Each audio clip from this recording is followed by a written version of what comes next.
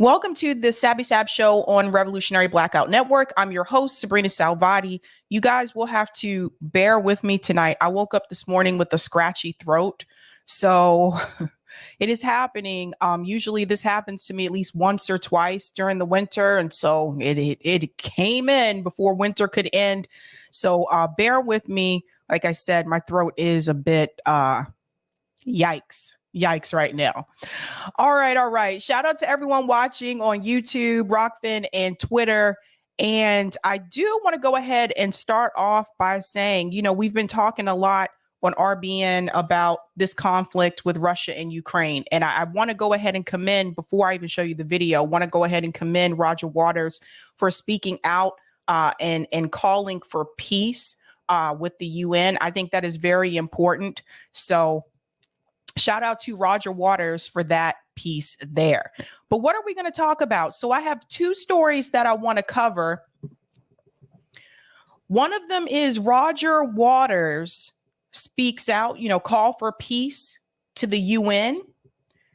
And you may be wondering, well, why is the Denmark flag there? There is a huge uprising happening in Denmark for protesters. So I do want to go ahead and cover the Denmark protester story as well, because I really hope that we could get something like this in the United States. So those are the two stories that I'm going to cover. I'm going to go ahead and start with that Denmark story. So you're probably wondering, why are people protesting in Denmark of all places? Well, you've seen these protests happening across the globe. You've seen these protests in France, in the UK, in Sri Lanka, which I'll be covering that again later on tonight. But now Denmark has thrown its hat into the ring. So I want to start off by showing you a video here about the protest. And then I have an article that I'm going to dive into from the World Socialist website that gives a little bit more detail about this protest. So let's go ahead and get started. People in Denmark are protesting against the government's plan to make people work during a national holiday. The government has put forward a bill in this regard to boost the country's defense budget, but those protesting call it a threat to Denmark's model of welfare. Thousands of people gathered in the capital Copenhagen to protest against planned abolition of Great Prayer Day, which is a Christian holiday initially introduced as a day of prayer, fasting, and penitence. It falls on the fourth Friday after Easter. Denmark's biggest labor union, which organized the demonstrations, accused the government of violating labor agreements. Okay, so notice how all it took was for the government to cancel one holiday to get thousands and thousands of people out in the street in Denmark. That's all it took, just one holiday. And we have our government that won't give everybody health care in this country. We have a government that is continuing to pretend like inflation is not an issue, that is lying to the American people about the economy right now. We have a government that doesn't want to give everybody at least a $15 minimum wage, and we can't even get a couple hundred people out in the streets. This is why I continue to talk about these protests that are happening abroad, because I want you to see what is possible. Let's continue on. Ældreplejen, eller hvad de nu finder på. De har undervurderet Our government, they want to take our national holiday away from us, which we call Big Prayer Day, and we're not going to take it. It's a really important day for us to have a day off. I mean, basically, it's not because we're a lot of Christians. It's not the spiritual thing. But basically, I mean, we're really stressed. Social workers are pretty stressed. We have a lot of work. The government didn't negotiate this with us at all. The holiday abolition was proposed back in December. The government wants to make people work for using the funds to help raise tax revenues for higher defense spending in the wake of the Russia-Ukraine war. So one of the things that they're trying to do here is that they're trying to give more money to defense to help with the war with Russia and Ukraine. So we had our government give billions of dollars to Ukraine. Where are the thousands of people that we need out in the streets over this? This goes to show you how incredibly propagandized the American people are. Why don't we have this same type of uprising? All it took for them was to take away one holiday. So you heard her say that the workers are stressed, they're overworked. We have that happening in this country as well. And notice how all of them were able to come together for this type of uprising. We've had multiple, labor strikes in this country over the past year and a half. But it seems like the piece that is missing is to create some type of coalition with the entire working class in this country. And we're seeing this coalition happen abroad, but we struggle to get that to happen here. And that's how I know how propagandized the American people are. This is a country, I want to remind you, where everyone has health care. They give us crumbs here. They give us crumbs here, and we can't get 100 people out in the street. Everyone's so divided. People are fighting over each other, over different issues, so much to the point that we don't come together on one issue, which is the class war that we have in this country. There's so many distractions. A lot of distractions, and that's on purpose so that we don't come together. Let's go on. It is part of the newly formed coalition government's reform program or package aimed at overcoming challenges to the country's welfare model. The government has proposed moving forward to 2030, a goal set by NATO of raising defense spending to 2% of GDP instead of 2033 as planned earlier. Government says meeting the target early is important because of the war. The move is expected to provide an extra $440 million to state coffers. The council holiday would entail that people would have to work a day extra for which they will be paid. However, unions, opposition lawmakers, and economists have questioned the effectiveness of the proposal. Notice he said unions, workers, and leaders, political leaders. You see, that piece we're missing too, because in the United States, our politicians most of the time don't support these movements that happen on the outside. Most of the time, they're not around for the labor strikes. But in a country like Denmark, all of them are involved, not just the activists, not just the workers, not just the union leaders, but also the political leaders are also participating. That piece is key.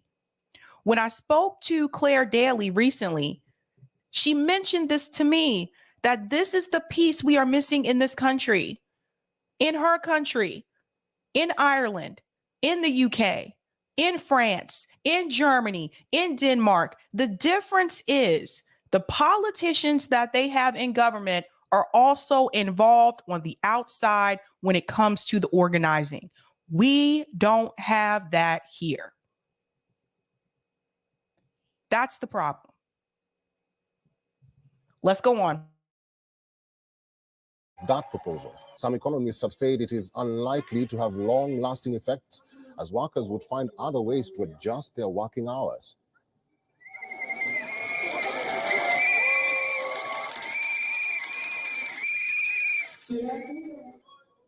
WeOn is now available in your country.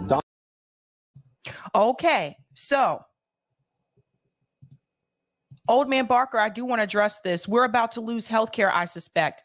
I'm glad you brought that up. I have a story I'm going to cover about that. Actually, not Sunday, but I have a story I'm going to cover about that next week, because I want you all to remember that at the State of the Union address, Joe Biden said that he's about to end the pandemic emergency. Well, you know what's going to happen after he does that? A lot of people are going to lose their health care. And since we don't have Medicare for all, that's what's going to happen. Thank you for mentioning that, Old Man Barker. That is incredibly important for people to understand. Now, there's an article by the World Socialist website. I want to share this as well because it dives into the story a little bit deeper. And if you guys don't follow like World Socialist website, what are you waiting for? Like they give you the news that a lot of these organizations and a lot of these networks are not going to they're not going to give you. So definitely follow them. So they go right into it. 50,000 people protest Danish government's planned scrapping of public holiday to pay for military spending. 50,000 people, you guys. 50,000. Let's go into it. An estimated 50,000 people joined a demonstration in Copenhagen Sunday against the Danish government's plan to scrap a public holiday to help fund increased military spending. The proposal emerged out of weeks of closed-door talks between the Social Democrats and their right-wing coalition partners and aims to help hike Danish military spending to 2% of the GDP by 2030. These are all the people coming out against the military spending. Now, there's a rally coming up called Rage Against the War Machine in DC next week, President's Day weekend. That's probably going to be the largest anti-war rally that you see this year. Just going to be honest with you. Based on the number of people that I know that are going and the speakers, that's probably going to be the largest one. And some people have their opinions about that rally. It is what it is. But we have to start a movement in this country when it comes to anti-war, which we don't have in this country anymore. We need voices that are going to speak out against all the money that has been sent to Ukraine. We need voices that are going to speak out against this bloated defense budget. We need voices that are going to speak out and call for peace. Let's go on. Social Democrat Prime Minister Mette Frederiksen, together with her right-wing liberal and moderate party coalition partners, intend to store Bededag, the Great Prayer Day, as a public holiday from 2024. The holiday has been recognized since the 17th century when it was introduced following the Reformation to replace several holidays previously recognized by the Catholic Church. The holiday takes place on the fourth Friday after Easter. The vast majority of those participating in Sunday's protests were much less concerned with the religious significance of the day than they were with the fact that they stand to lose a paid public holiday to fund the military and weapons of war. According to the Danish public broadcaster DR, an educator who addressed the rally said, "We need time to process what we experience every single day. And we need time to recover physically and mentally. And we need time where we can focus on our families and ourselves." I 100% agree. I wish we had more people saying that here in this country. A social and healthcare assistant said, "For too long, we have put up with too much. All too often, I see my colleagues being affected by," here are the key words, "stress, burnout, compassion, fatigue due to a stressful day. That is why I'm standing here today, to demand my and my colleagues," I think they meant me. They meant me and my colleagues, right? "The right to be human. We should have time to recover, recharge, and be able to pay our bills." This is the same thing we're arguing for here. This is the same thing. Like the railroad workers, they just wanted paid sick days. And our government said no. These are just basic things that you need as a human being. The Social Democrat-led government intends to enforce a huge hike in defense spending to reach 2% of the GDP by 2030. This is seen by the entire political establishment as essential to fund Denmark's role, here we go, in the US, NATO war on Russia and Ukraine, and the expansion of NATO capabilities in the Nordic, Arctic, and Baltic regions. The government has calculated that it can generate 3.2 billion kroner through increased tax revenues and reduced subsidies by adding an extra workday each year. The government has offered to increase wages by 0.45% to compensate workers for the loss of a paid holiday. However, this increase will not apply to anyone on social welfare programs or pensions. The savings the government will make by freezing these transfer payments amid high inflation amount to 700 million kroner of the 3.2 billion kroner that will be redirected to the military. Sunday's demonstration was called by the Danish Trade Union Confederation following a series of smaller local protests over recent weeks. Recognizing the strength of public opposition to the government's plan, most opposition parties have also come out against it. However, they all support the military spending increase and are merely urging the government to find less provocative ways to make social spending cuts to fund it. For their part, the unions have close ties to Social Democrats who have made a major contribution to the rightward lurch of official Danish politics over recent years. In power since 2019, they have adopted the far right's racist immigrant policy, expanded military spending, and provided weapons to Ukraine. Does that sound familiar a little bit? Because the progressives that we have in Congress, they've done some of these things. They've, agreed with the right in reference to providing weapons to Ukraine. So the problem that you see happening here is that it seems like the Social Democrats in Denmark are starting to side with the right. Let's go on. 8 opposing parties ranging from far right, Danish People's Party, and New Right to the pseudo left Red Green Alliance / Unity List and Socialist People's Party issued a statement opposing the abolition of the public holiday.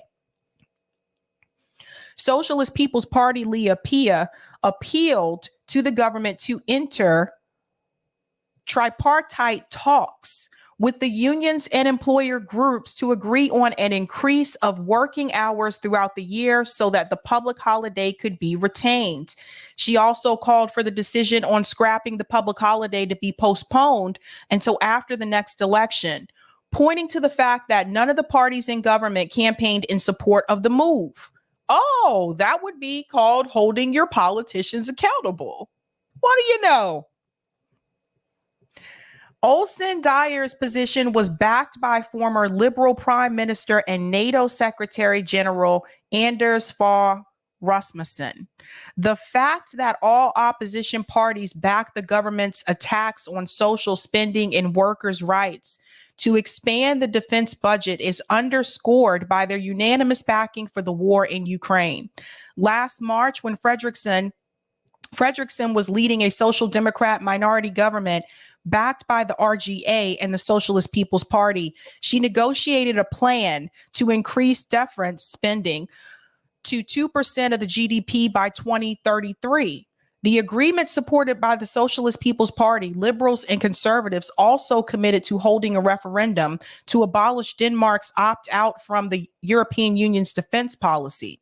Although RGA formally opposed the March agreement, it was only thanks to its sustained parliamentary support for the Social Democrats since 2019 that Fredriksson was in power to negotiate it. After Fredriksson's Social Democrats emerged from the 1 November general election as the largest party, she negotiated with the liberals and the moderates a shorter timetable for the military spending increase. So basically, she claimed one thing when she was running, and then when she won, she decided to side with the liberals and the moderates. When the Social Democrat / Liberal Moderate Coalition program was unveiled on December 14th, it contained commitment to reach the 2% defense spending goal by 2030 and specified the abolition of the store Betedag public holiday as the means by which the 3 years could be cut from the original timetable. The coalition agreement, the first between parties from Denmark's traditional left and right blocs in over 4 decades, also included a major income tax cut for high earners and plans to restructure, get a hold of this, the healthcare system to expand the role of private providers. Let me highlight this here. This piece is very important. Plans to restructure the healthcare system to expand the role of private providers. This is becoming a trend abroad. The UK is also trying to privatize their healthcare system. And now it sounds like Denmark is wanting, at least the government is wanting to allow private providers to come in. What is happening? These are countries that gave everybody health care. Why are they trying to privatize healthcare now?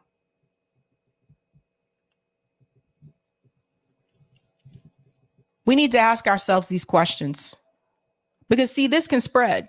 If the UK does it, if Denmark does it, then neighboring countries to Denmark can also do this as well. The emergence of mass popular opposition in Denmark to the ruling class, subordination of all areas of social life to militarism, coincides with an upsurge of workers' struggles across Europe against the drive to make them pay for imperialist wars. In France, millions of workers are expected to participate Tuesday in nationwide protests against President Emmanuel Macron's assault on pensions, which is aimed at slashing public spending on the elderly to fund an increase in French military spending. You see how this war is affecting everybody? It's not just people here in the US. It's not just people in Russia. It's not just people in Ukraine. It has a global effect. Rashad says, almost sounds like they want people to die, right? That's right. Sweary Fairy says greed. Yes, greed. Where he says this is what happens when politicians fail their way to the top. What is this? Dethical? Because someone's pockets are getting fatter to sell out the people. There you go. There you go. So pay attention to this. In Britain, strikes by the National Health Service workers, rail workers, and teachers are resisting real-term wage cuts, public spending austerity, and privatization by a conservative government determined to sharply increase defense spending. Workers in Denmark opposed to footing the bill for the reckless U.S.-NATO war on Russia should link their struggle with those of their fellow workers across Europe and internationally build a global anti-war movement. 100%. Let me link this article. I'm going to put this in the chat so you guys can read the rest of the article. It's longer, or if you just want to reference it. But yes, this should be the goal.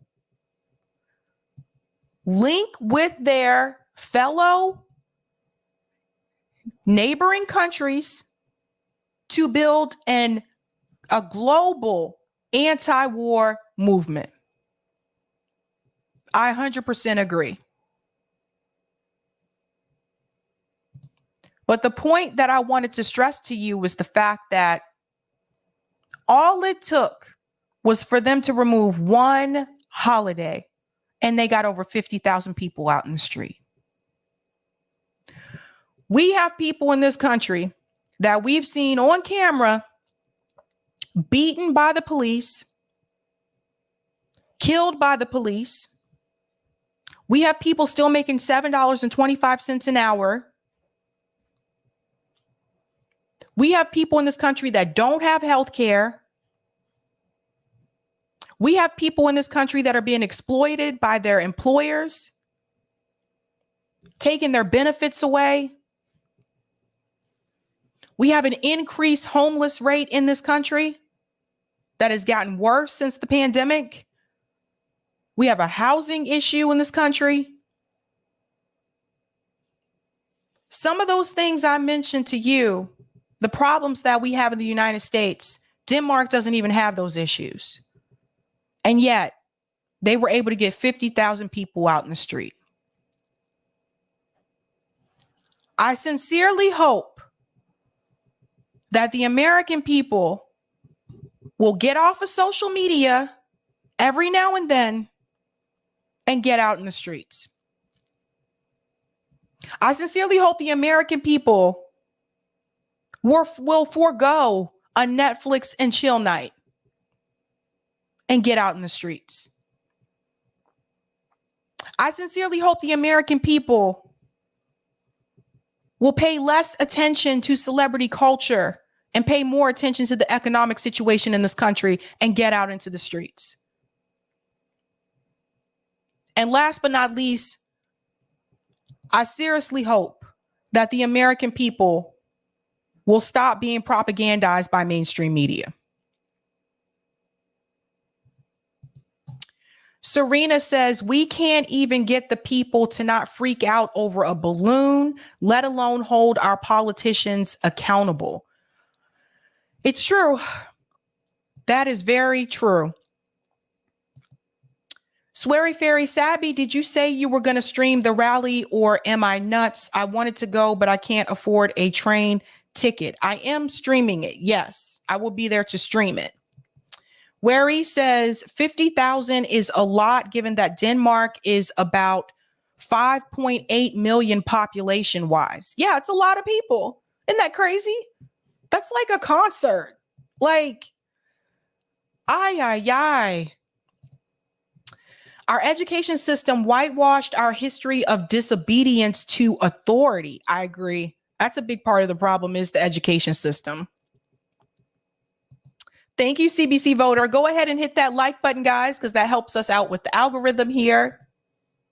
But yeah, I sincerely hope we can get that kind of energy here in the United States. I really do. I don't know if it's going to happen, but I would like for it to happen. Okay, I would really like for it to happen, because I know you guys, if you're feeling the same way I am, I'm tired.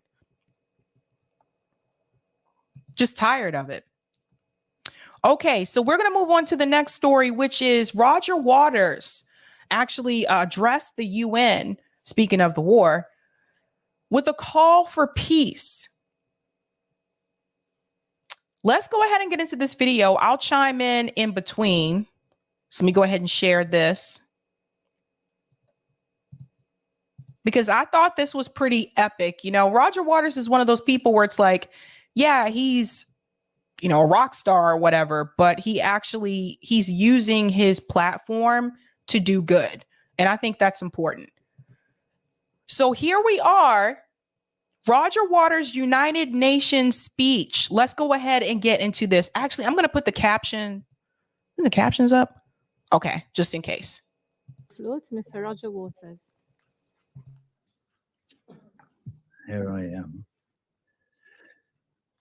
Madam President, Excellencies, distinguished members of the Council, ladies and gentlemen, I feel profoundly honored to be afforded this singular opportunity to brief Your Excellencies today. With your forbearance, I shall endeavor to express what I believe to be the feelings of countless of our brothers and sisters all over the world, both here in New York and across the seas. I shall invite them into these hallowed halls to have their say.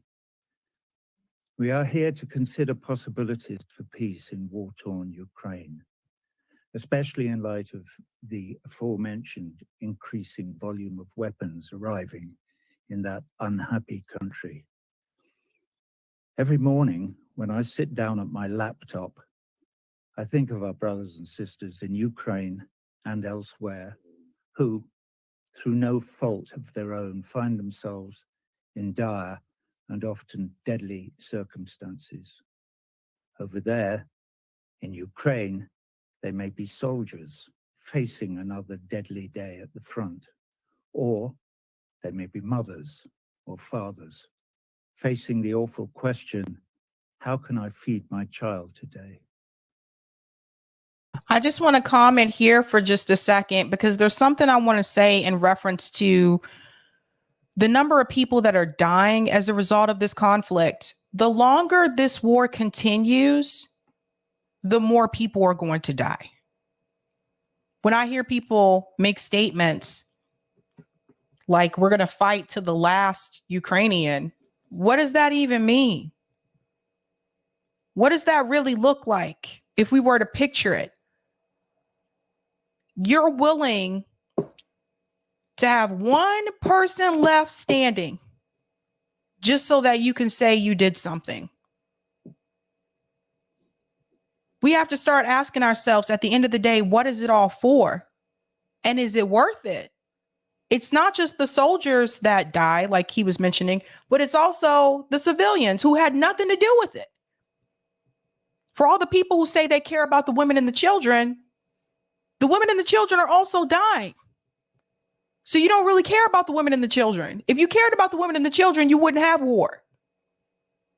The number of civilians that die, the number of casualties that happen as a result of these wars is astronomical. It's more than people realize. So the longer this war continues, the more people are going to die.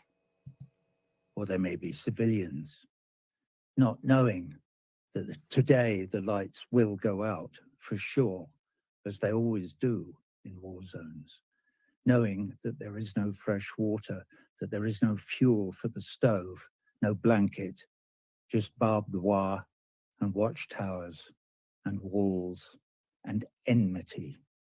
Or they might be over here in a big, rich city like New York. Here, brothers and sisters can still find themselves in dire straits. Maybe, somehow, however hard they worked all their lives, they lost their footing on the slippery, tilting deck of the neoliberal capitalist ship we call life in the city and fell overboard to end up drowning.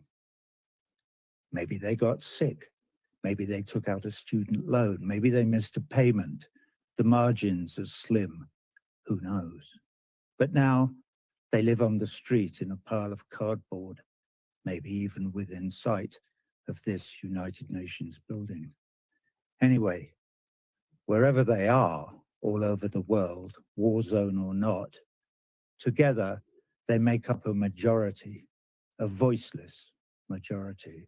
And today, I shall endeavor to speak for them. We, the people, wish to live. We wish to live in peace, in conditions of parity that give us the real opportunity to look after ourselves and our loved ones. We are hard workers, and we are ready to work hard. All we need is a fair crack of the whip. Maybe that's an unfortunate choice of idiom after 500 years of imperialism, colonialism, and slavery. Anyway, please help us. To help us, you may have to consider our predicament, and to do so, you may have to take your eye off the ball for a moment, to put your own goals momentarily to one side. What are your goals, by the way? And here maybe I direct my inquiries more to the 5 permanent members of this council. What are your goals? That is probably one of the most important questions that you can ask. What is the goal? I'm sure if you were to ask Julian Assange, he would tell you that the goal is to have a never-ending war. Of course, the UN isn't going to tell him that. But that's really what the goal is about.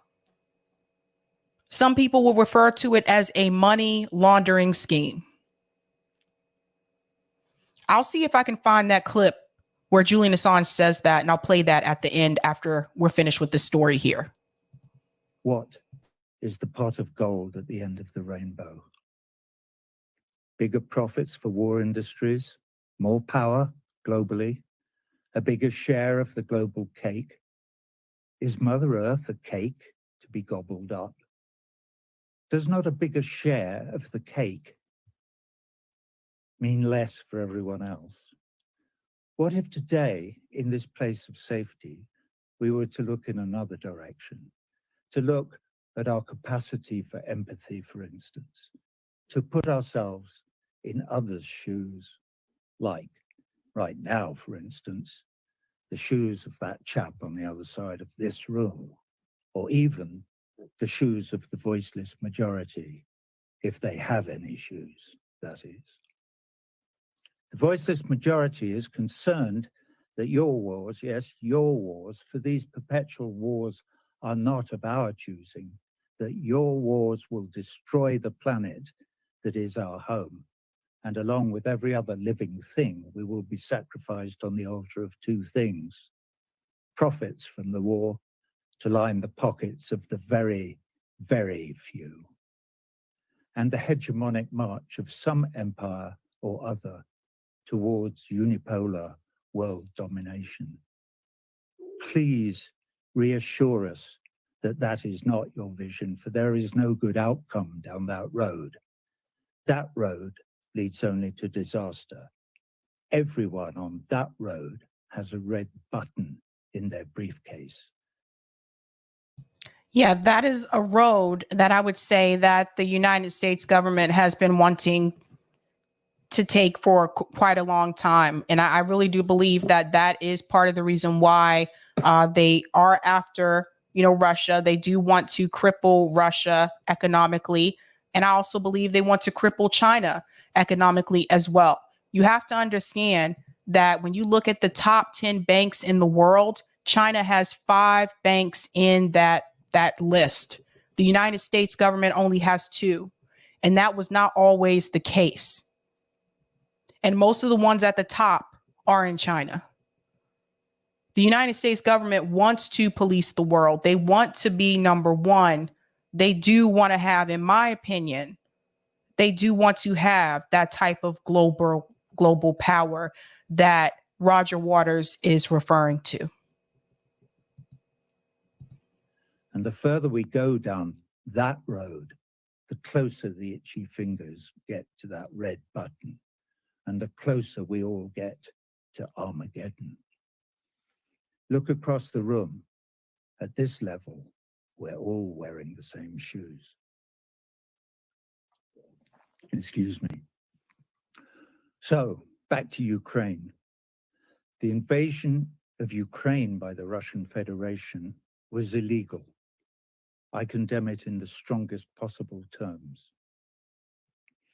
Also, the Russian invasion of Ukraine was not unprovoked. So I also condemn the provocateurs in the strongest possible terms. There, that's got that out of the way. When I wrote this speech yesterday, I included an observation that the power of veto in this council only lay in the hands of its permanent members, and that I was concerned that that was undemocratic and rendered this council somewhat toothless. This morning, however, I had a revelation upon waking. Toothless. Maybe. Sorry, I just want to go back to this point here when he talks about being provoked and unprovoked and the invasion, because I think this piece is important here. Some people feel that you have to be on one side or the other, but notice pay attention to what he says here. Excuse me. So, back to Ukraine. The invasion of Ukraine by the Russian Federation was illegal. That part right there. So he does admit that the invasion was illegal. But then he also goes on to say, I condemn it in the strongest possible terms. Also, the Russian invasion of Ukraine was not unprovoked. And then that piece there, which I think is also key, because some people are saying that Russia was not provoked. And that has been debunked multiple times. And Roger Waters is explaining to you, well, no, they were provoked. So this is a piece that this is why I think, sometimes it's really good to just be level headed on these issues. He's explaining to you both sides. He is admitting that the invasion was illegal, but he's also saying that, but yes, at the same time, they were provoked into doing so. So this is why it's good sometimes to just have a balance on these issues and not feeling like you have to be on one side or the other. Not everything is always black and white. There's always, gray areas that can happen as well. So just keep that in mind. If people tell you you need to pick a side or whatever, think about what Roger Waters just said. So I also condemn the provocateurs in the strongest possible terms. There, that's got that out of the way. When I wrote this speech yesterday, I included an observation that the power of veto in this council only lay in the hands of its permanent members, and that I was concerned that that was undemocratic and rendered this council somewhat toothless. This morning, however, I had a revelation upon waking. Toothless. Maybe toothless in some ways is a good thing. If this is a toothless chamber, I can open my big mouth on behalf of the voiceless without fear of getting my head bitten off. How cool is that? Anyway, I read in the paper this morning some anonymous diplomat quoted as saying, Roger Waters to address the Security Council. Whatever next? Mr. Bean? Ha ha ha. You know what they're like. Anyway, sorry. For those of you who don't know, Mr. Bean is an ineffectual character in an English comedy show on television. So it's a penny to a pound. The anonymous diplomat is an Englishman. Ha ha. Thank you, sir. Anyway, I think it's time to introduce my mother, Mary Duncan Waters. She was a big influence on me. She was a school teacher. I say was, she's been dead for 15 years. My father, Eric Fletcher Waters, was a big influence on me too. He too is dead. He was killed on the 18th of February, 1944, near Apulia, near the Anzio bridgehead in Italy. I was only 5 months old. So I know something about war and loss. Anyway, back to my mum.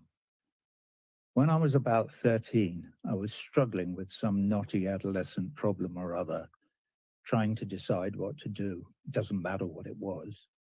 I can't remember anyway, but my mum sat me down and said, now listen, you're going to be faced with many knotty problems during your life, Roger. And when you are, here's my advice. Read, read, read. Find out everything you can about whatever it is. Look at it from all sides, all angles. Listen to all opinions, especially ones you don't agree with. Notice he said to read and to listen to all opinions, even the ones that you do not agree with. This is especially important. I think this is how you prevent being in an echo chamber. It really is. Like, it is very important that you read, and you read as much as you can. Like, I tell you guys about certain outlets that I use, like World Socialist website, I think is a really good one, because they do go into more detail, I find, than like your standard, mainstream networks like CNN, obviously. There's also antiwar.com, but you also need to read, I do both. Like I'll read something from like WWS, but I'll also read something from mainstream media, because you need to see both narratives so that what is considered to be legit and who's actually just trying to play you or to propagandize you in a sense. So I think it's important that you use both. This is why a lot of times, like, I'll use pieces from mainstream media, but then I'll also use another piece from like World Socialist website or antiwar.com or Common Dreams, so that you can see just how far one outlet is willing to go. You don't agree with. Research it thoroughly.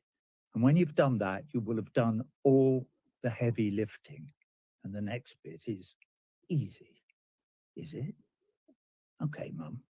Well, what's the easy bit? Oh, the easy bit is you just do the right thing. So speaking of doing the right thing brings me to human rights. We, the people, want universal human rights for all our brothers and sisters all over the world, irrespective of their ethnicity, religion, or nationality. To be clear, that would include, but would not be limited to, the right to life and property under the law. For instance, for Ukrainians, and, for instance, Palestinians. Let that sink in. And obviously, for all the rest of us as well. One of the problems with wars is that in a war zone or anywhere where the people live under military occupation, there is no recourse to the law. There are no human rights. Today, our brief is the possibility of peace in the Ukraine, with special reference to the arming of the Kiev regime by third parties. I'm running out of time. So what do the voiceless millions have to say?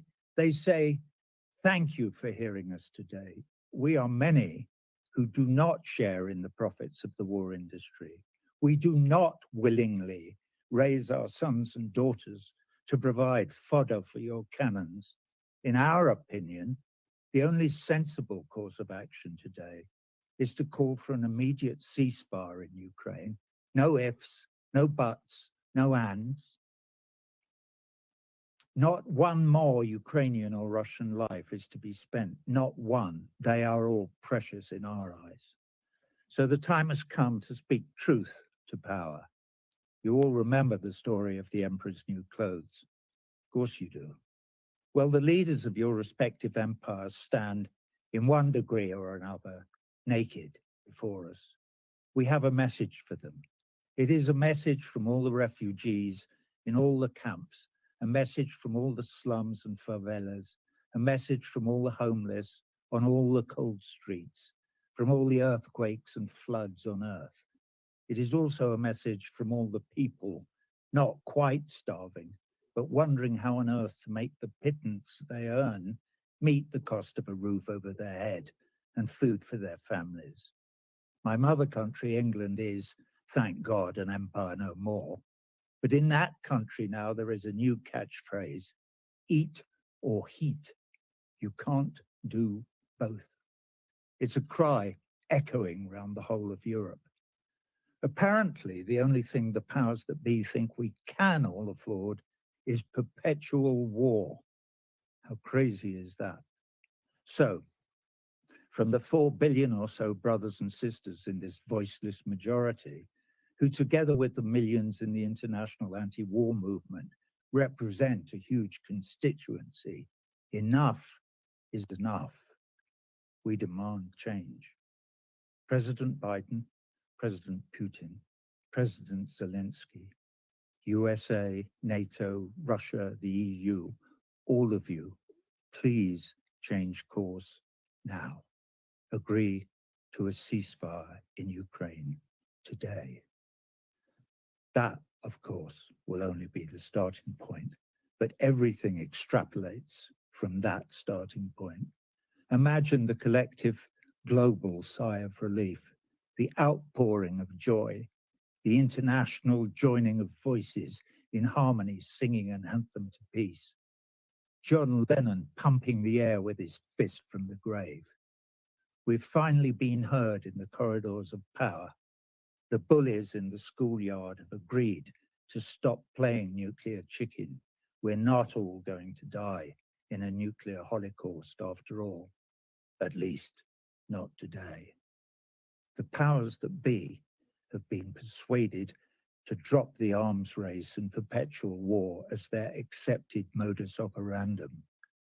We can stop squandering all our precious resources on war. We can feed our children. We can keep them warm. We may even learn to cooperate with all our brothers and sisters and even save our beautiful planet home from destruction.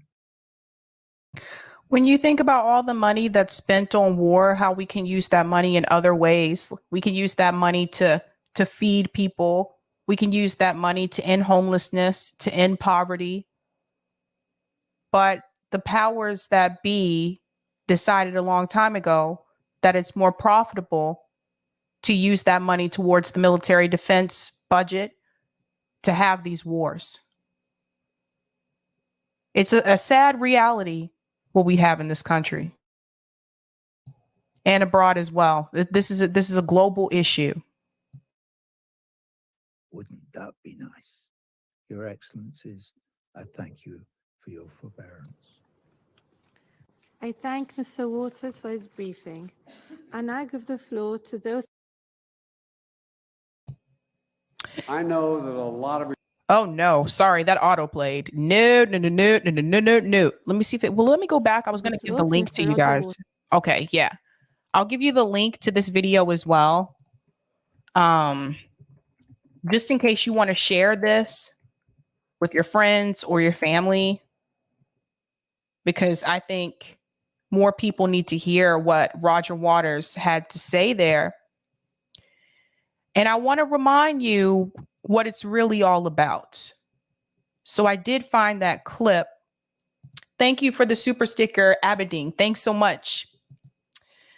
Yes, Wary, stop worrying about the Kardashians and worry about the other citizens for a minute.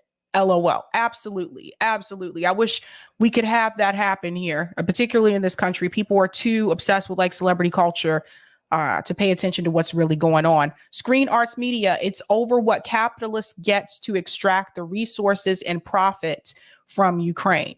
Well said. Now, I found that video of Julian Assange, and I do want to play that for you because I do want you to understand what this is really all about.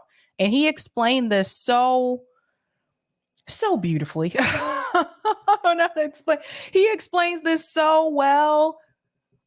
And really just hits the nail on the head, because this is what I want you to remember when people ask you, what is the goal? Right? So let me go ahead and share this here, because he's going to explain to you the goal. And I have the captions here too, if you need them. Listen to this. Because the goal is not to completely subjugate Afghanistan. The goal is to use Afghanistan to wash money out of the tax bases of the United States, out of the tax bases of European countries, through Afghanistan and back into the hands of a transnational security elite. That is the goal, i.e. the goal is to have an endless war, not a successful war. An endless war. Let's hear this again for people who just got in. This is very important. What is the goal with these wars? Now, here he is referring to Afghanistan, but this still applies today. Listen to. Because the goal is not to completely subjugate Afghanistan. The goal is to use Afghanistan to wash money out of the tax bases of the United States, out of the tax bases of European countries, through Afghanistan and back into the hands of a transnational security elite. That is the goal, i.e. the goal is to have an endless war, not a successful war. The goal is to have an endless war, not a successful war. Write that down. That is the important piece. So when people give you this talking point that, oh, the goal is to go in there and win. No, it isn't. The goal is to have an endless war, not a successful one. Let's remember that. I'm going to go to some of the comments here in the chat here.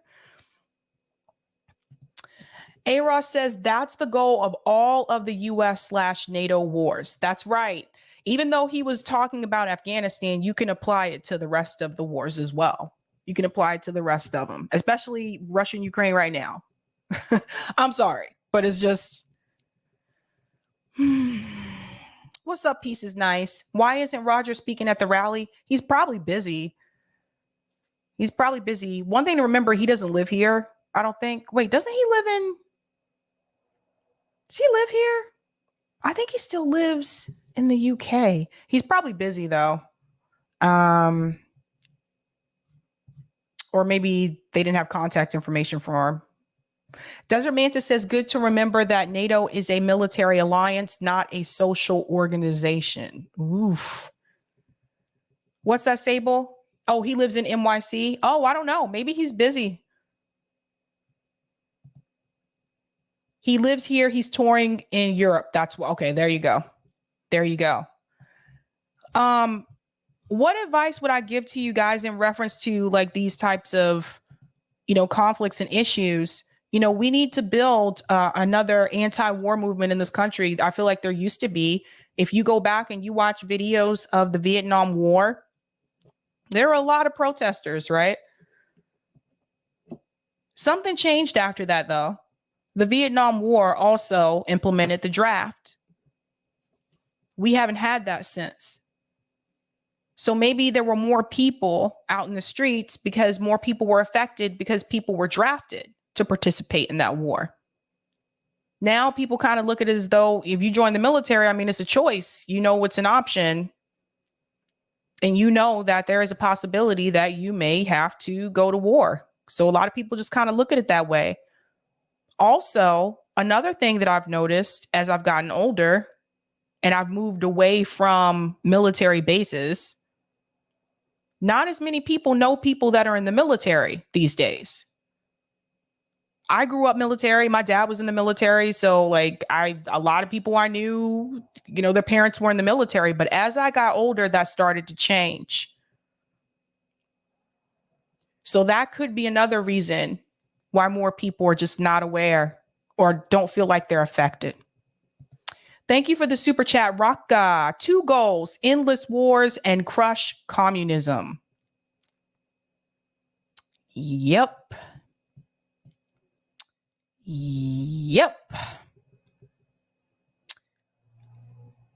What is this? Jamin got an offer for free med school from the military. I hate them so much. Yeah, that's how they get a lot of people.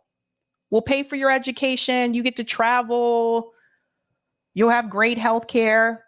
That's how they get a lot of people to join, although recruitment has been down for the military. That's a good thing, though.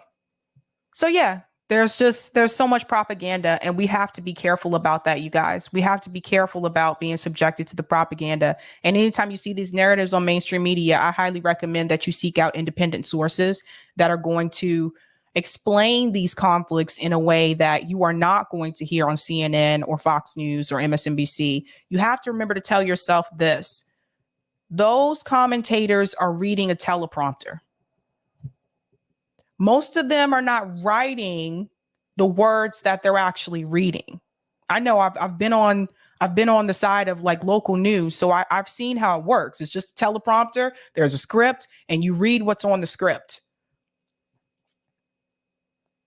So just keep that in mind. What's up, Jade Star?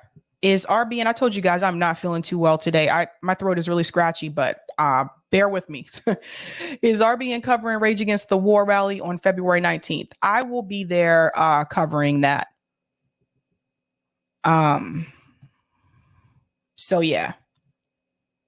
I don't know if it's like an allergy thing. I don't think it's allergies. I don't think it's sinuses. I woke up with the scratchy throat, and that's usually the first sign of me getting a cold. So hopefully need some JBT. Yeah, I have a little bit of green tea. I'm actually going to make some with honey. Thank you. Yeah, Sable. I'm going to make some with honey. And I think that'll help a little bit. I'm also going to take some ibuprofen to help with the scratchy throat. Yeah, by the way, if you have a sore throat, I don't know if everyone knows this, but if you have a sore throat, a lot of times people will do what? They'll use a cough drop or something like that, right? You should actually take ibuprofen because it reduces the inflammation. Okie doke. But anyway, that's enough for Dr. Sabby. I'm heading out, you guys. I am doing another stream tonight. If you want to see more Sabby, I'll be on my channel. in about an hour, 8 p.m. Eastern Standard Time. I actually have another protest that I'm covering tonight as well. So like these protests are happening all around the world. They just don't seem to be happening here so much.